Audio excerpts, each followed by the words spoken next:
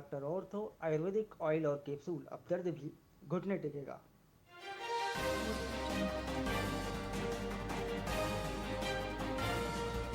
Operation सिंदूर, विजय शर्मा बोले सबका बदला लिया जाएगा।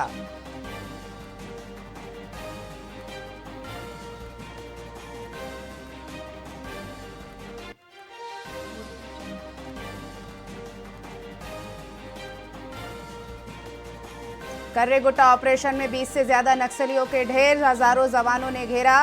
15 दिन की चढ़ाई के बाद नक्सल ठिकानों तक पहुंची फोर्स। रायगढ़ में नहर निर्माण, रिहायशी क्षेत्र में ब्लास्टिंग, ग्रामीण बोले दीवारों पर पड़ रही दरारें, परेशानी हो रही, कंपनी पर कार्यवाही की मांग।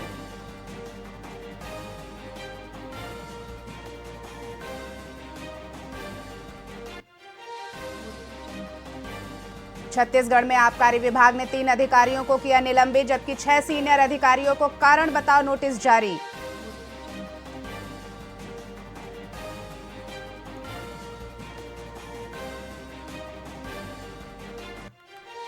केंद्रीय मंत्री शिवराज सिंह चौहान 13 मई को छत्तीसगढ़ दौरे पर। इस दौरान शिवराज सिंह चौहान 3 लाख से ज्यादा पीएम आवास की देंगे सौगात।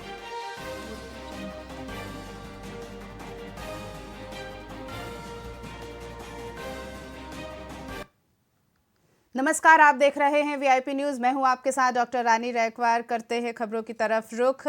खबर, शाह ने भोपालपट्टनम में चल रहे अवैध कोरंडम उत्खनन स्थल का दौरा कर थाने में कार्यवाही की मांग की है। इस दौरान भाजपा जिला अध्यक्ष घासीराम नाग ने कहा कि यदि उनकी पार्टी का कोई नेता इसमें शामिल है तो उस पर सख्त कार्यवाही की जाएगी। भोपालपट्टनम ब्लॉक के ग्राम कुचनूर जो कोरंडम खदान जहाँ पर स्थित है, हम खड़े हैं, वहाँ पर कुछ लोगों के द्वारा कोरंडम खदान का काम किया जा रहा था। इसकी सूचना मुझे स्थानीय जनप्रतिनिधि और ग्रामीणों ने दिया। उसके बाद आज हमारे सभी जनप्रतिनिधि कांग्रेस पार्टी के साथियों के साथ हम यहाँ पर पहुँचे हैं और प्रथम दृष्टया आज यहाँ पर देखे कि जो वर्षों से बंद पड़ी कोरंडम खदान को गुपचुप तरीके से फिर से चालू करने का प्रयास कुछ लोगों के द्वारा किया जा रहा है। उपस्थित लोगों के जो लोग थे उनसे पूछने पर उन्होंने अपने आप को सीएमडी से जुड़ा हुआ होना बताया और किसी कैलाश चंद्र अग्रवाल रायपुर जो ठेकेदार का नाम वो बता रहे हैं कि उनके कहने पर हम यहाँ पर साफ सफाई कर रहे हैं। तो हमारा आज कुछ लोग पेपर भी उन्होंने दिखाया, लेकिन जब इसी मामले को लेकर आज मैं यहीं से वन विभाग के अधिकारी और स्थानीय जो खनिज विभाग के अधिकारियों से भी मैंने बात किया, उनका इसमें स्पष्ट तौर पर कहना था कि हमें हमारी जानकारी में कुछ नहीं है। तो हमारा इस पूरे मामले को लेकर स्पष्ट आरोप है कि भाजपा सरकार के संरक्षण में भाजपा से जुड़े हुए लोगों के द्वारा ये कोरंडम खदान का माइनिंग का काम यहाँ पर किया जा रहा है। और जब से लगातार भाजपा सरकार बनी तब से बस्तर में किस तरीके से यहाँ के जो प्राकृतिक संसाधन हैं उनको कैसे लूटा जाए, उनको कैसे हड़पा जाए, उस दिशा में लगातार वे काम कर रहे हैं। कुछ दिन पूर्व बैलाडीला जो पहाड़ उसको भी लीज में देने का काम, 2 उद्योगपतियों को लीज में देने का काम भाजपा की सरकार ने किया। आज फिर बीजापुर जिले में कोरंडम जैसे बेशकीमती जो हीरा है उसको यहाँ पर गुपचुप तरीके से कुछ लोगों को देने का काम कर रही है। जबकि इस पूरे मामले में स्थानीय पंचायत के जो जनप्रतिनिधि उन्होंने कहा कि हमने पंचायत से प्रस्ताव नहीं दिया है, ये टोर बफर जोन में आता है और आपका जो ये फॉरेस्ट से क्लियरेंस अनुमति नहीं मिलना, खनिज विभाग की जानकारी में नहीं होना, स्थानीय प्रशासन की जानकारी में नहीं होना, और ये सब बहुत सारे बातें स्पष्ट तौर पर दर्शाता है कि कहीं ना कहीं ये गोल तरीके से गुपचुप काम करने के तरीके से ये पिछले दरवाजे से किस तरह कोरंडम को लूटने का काम उन लोगों के द्वारा किया जा रहा है, जिनका संबंध भारतीय जनता पार्टी से जुड़े होने के संकेत हमें मिल रहा है। आज हम सभी लोग यहाँ पर जमा हुए हैं और यहाँ का मोर्टार अन्वेषण किए हैं। इसके बाद जाके स्थानीय कलेक्टर से भी और हमारे ऊपर जो बड़े अधिकारी हैं खनिज विभाग उनसे भी बात किया जाएगा, इसका पूरा विरोध किया जाएगा और किसी भी तरीके से ये काम बंद हो, ये मांग हमारी है। और इस पूरे प्रकरण में जो लोगों की भी भूमिका संलिप्तता है, जो नियम से हटकर ताट में रखकर काम कर रहे थे, उन लोगों के ऊपर भी कड़ी से कड़ी कार्रवाई हो, ये हमारी मांग है। और एक और भाजपा सरकार के राज्य में आज सुशासन के राज्य में एक गरीब इस टोर बफर एरिया में रहने वाला व्यक्ति जो तेंदुपत्ता जैसे जो जीविका का मुख्य स्रोत आय है वो तेंदुपत्ता नहीं तोड़ पा रहा है, उनके लिए 20 टन नियम बताया जा रहा है। लेकिन वहीं दूसरी ओर इस माइनिंग जैसे क्षेत्र में कोरंडम जैसे बेशकीमती हीरा को निकालने के लिए बिना नियमों को ताट में रखकर उन्हें यहाँ पर सारी सुविधा देने का काम ये भाजपा की सरकार कर रही है। इसमें स्पष्ट अंतर है कि भाजपा सरकार गरीबों के लिए क्या सोचती है, यहाँ के आदिवासियों के लिए क्या सोचती है, और यहाँ के जो उद्योगपति है उनके लिए क्या सोचती है, आप हम सबके सामने हैं। आने वाला समय इस मुद्दे को जनता के बीच में जाएंगे और हम बड़ा आंदोलन के माध्यम से इसको विरोध प्रदर्शन करेंगे। भोपालपट्टनम ब्लॉक के ग्राम कुचनूर जो तोरंडम बढ़ते हैं अगली खबर की ओर। खबर दुर्ग से है। भारत पाकिस्तान के बीच बढ़ते तनाव के मद्देनजर गृह मंत्रालय ने एक नोटिस जारी किया है, जिसमें देश के कई राज्यों से बात अगर हम करें तो 244 जिलों में 7 मई को मॉक ड्रिल की प्रैक्टिस करने का निर्देश दिया गया है, जिसमें दुर्ग जिले का भी नाम शामिल है। इस नोटिस के पालन में दुर्ग कलेक्टर ने सभी विभागों के प्रमुखों की बैठक ली, जिसमें मॉक ड्रिल की तैयारियों को लेकर चर्चा की गई। बता दें कि बैठक में कलेक्टर ने सभी विभागों के प्रमुख को मॉक ड्रिल के लिए आवश्यक तैयारियां करने के निर्देश दिए।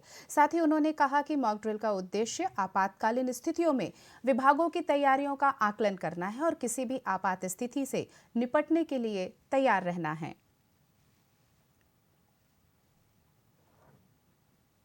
करना है उसके संबंध में ट्रेनिंग वीडियो एक तैयार किया गया है, जिसको व्हाट्सएप ग्रुप्स और सोशल मीडिया के माध्यम से लोगों तक पहुंचाया जाएगा। उसमें सिक्योरिटी प्रोटोकॉल्स, किस प्रकार से उनको क्या कार्रवाई करनी है, यदि सड़क पर कोई चल रहा है तो उसको क्या कार्रवाई करनी है, ट्रैफिक को रोक देना है किस प्रकार से करना है, उसका पूरा एक्सप्लेन किया गया है। तो उस वीडियो को फैलाया जाएगा। सभी आम जनता से अपील है कि जिस समय ये मॉक ड्रिल हो, जिस समय सायरन की आवाज़ आए, तो उस समय उस वीडियो में जो भी आप लोगों को एजुकेशनल पर्पज़ के लिए बनाया गया है उसको फॉलो करें, और जैसा जैसा निर्देश उसमें है उसका पालन करेंगे तो हमारी एक प्रिपेयरनेस बेटर होगी। जो सर कितने बजे होगा, ये कितने बजे होगा? 4 बजे का समय इसके लिए रखा गया है। इसके अलावा कहीं पर यदि कोई अटैक हो जाता है, कोई रेस्क्यू ऑपरेशंस है, कहीं पर यदि घायल हैं तो उनको उपचार के लिए किस प्रकार से निकालना है, इसके संबंध में एनडीआरएफ के साथ समन्वय किया गया है। तो एनडीआरएफ की टीम और जो जिला बल है, हमारे होमगार्ड के जो कमांडेंट सैनिक हैं, उनकी मदद से किस प्रकार से उनको निकाल करके हॉस्पिटल पहुंचाना होगा, किस प्रकार से एम्बुलेंसेस का मूवमेंट होगा, उसके संबंध में चर्चा हुई है। तो इन सभी के लिए एक मॉक ड्रिल कल की करना है। पाटन विधानसभा के सोनपुर गांव में मुख्यमंत्री विष्णुदेव साय ने स्वर्गीय मोहन कुंभकार की शोक सभा में शामिल होकर श्रद्धांजलि अर्पित की। बता दें कि स्वर्गीय मोहन कुंभकार राष्ट्रीय स्वयंसेवक संघ छत्तीसगढ़ के प्रांत प्रचारक अभयराम के पिता थे। वहां इस अवसर पर उप मुख्यमंत्री विजय शर्मा, सांसद विजय बघेल समेत कई मंत्री और नेता भी मौजूद रहे।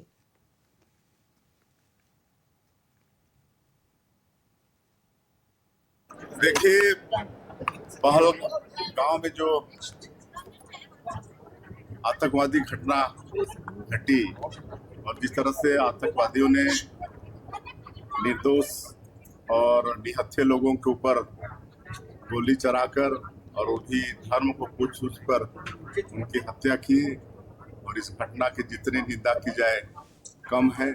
उसमें छत्तीसगढ़ भी अपना एक बेटा खोया और पूरे देश से करीब 26 लोगों को हम लोगों ने खोया, और ये पाकिस्तान का बड़ा दुस्साहस है। इसके पहले भी दुस्साहस किया तो उसका जवाब ईंट का जवाब पत्थर से मिला, सर्जिकल और एयर स्ट्राइक किए, लेकिन फिर भी पाकिस्तान ने दुस्साहस किया है।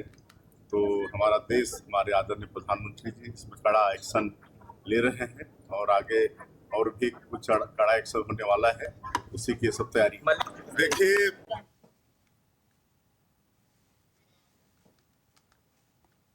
बढ़ते हैं अगली खबर की ओर। महिला से पर्स लूटने की वारदात में शामिल 2 आरोपी विकास यादव और मंजित जांगड़े को सरगांव पुलिस और साइबर सेल की टीम ने गिरफ्तार कर लिया है। बता दें कि आरोपी के पास से नगद, मोबाइल और बाइक बरामद की गई है। साथ ही एक अन्य आरोपी अभी फरार है, फिलहाल जिसकी तलाश जारी है।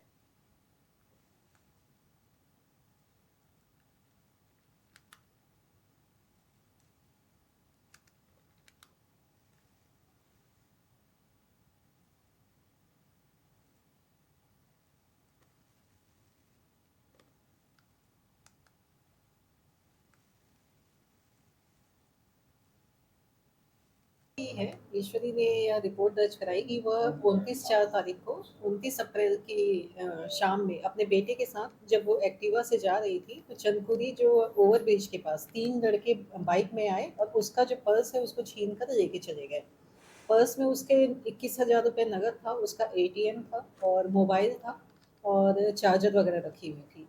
बाद में उसने थाना सरगांव में अगले दिन आकर रिपोर्ट की, तो तत्काल सरगांव प्रभारी और हमारी साइबर की टीम उसमें एक्टिवेट हुई और कई जगह के सीसीटीवी कैमरे हमने खंगाले मेन रोड के। तब हमको आरोपियों के बारे में पता लगा और आरोपियों के कब्जे से हमारे द्वारा एक पल्सर जो बाइक है वो, मोबाइल ओप्पो कंपनी का और 2500 रुपए की जब्ती प्राप्त की गई। इसमें 3 आरोपी थे, जिसमें से 2 आरोपी की गिरफ्तारी हो चुकी है। एक का नाम विकास यादव है और दूसरे का मंजीत जाट है।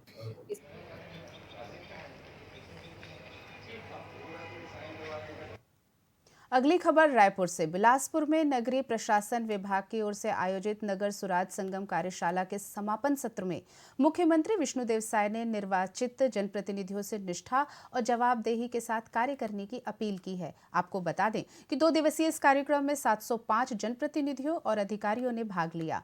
वहीं उप मुख्यमंत्री अरुण साव ने कहा कि कार्यशाला के जरिए शहरों के विकास की कार्य योजना और रोड मैप पर सार्थक संवाद हुआ।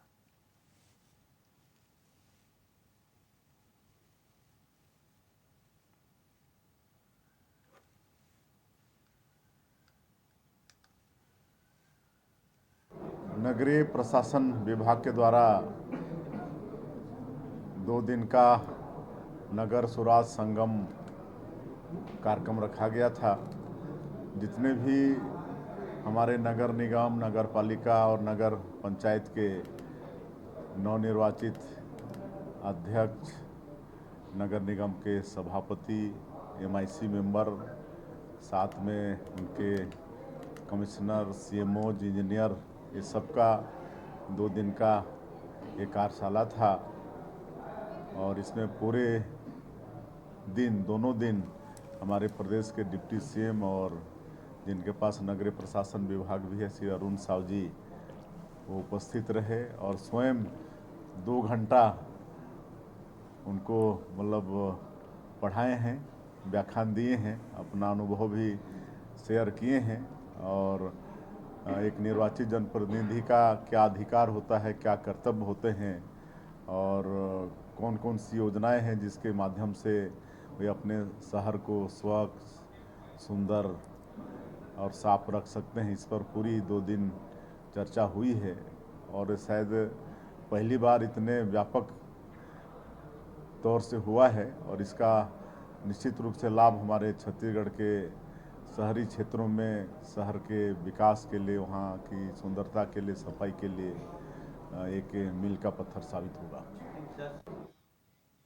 बढ़ते हैं अगली खबर की ओर। बात छत्तीसगढ़ के उप मुख्यमंत्री और गृह मंत्री विजय शर्मा राजनांदगांव में एक विवाह कार्यक्रम में पहुंचे, जहां अनौपचारिक दौरे के दौरान मीडिया से बातचीत में उन्होंने पाकिस्तान पर भरोसे की बात को नकारते हुए कहा कि उसे सबक सिखाना जरूरी है। साथ ही कांग्रेस पर हमला करते हुए उन्होंने कहा कि कांग्रेस को संविधान लागू करने का कोई एक बार मौका मिला, लेकिन वो असफल रही। उन्होंने धारा 370 हटाने और बस्तर में तिरंगा फहराने जैसे भाजपा सरकार के कदमों को देश हित में बताया।